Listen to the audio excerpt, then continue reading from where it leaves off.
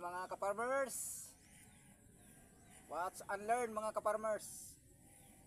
Kung mayroon kayong mga iba't ibang klaseng gulay dyan mga kaparmers, na problema kayo kung paano alisin yung mga fruit fly, gamit lang kayo nitong super net.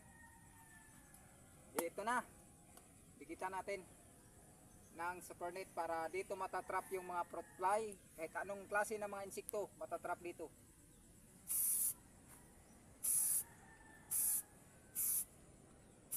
Effective ito mga kaparmers.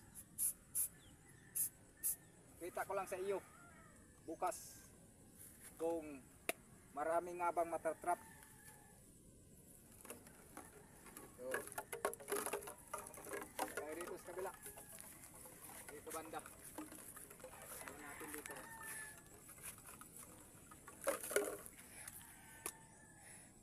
Dito ko na lang ilagay sa bottle.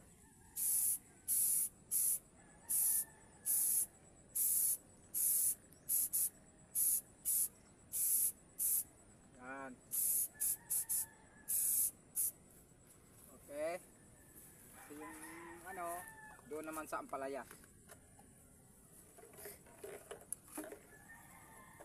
Kaya mga ka-farmers, nagbubunga na yung mga upo, hinarbisan na ito. Yung ibang mga malalaki, hinarbis na. So makikita nyo doon, mayroon ng mga nakasabit na mga pang-trap ng fruit fly. Kaya, thank you for watching.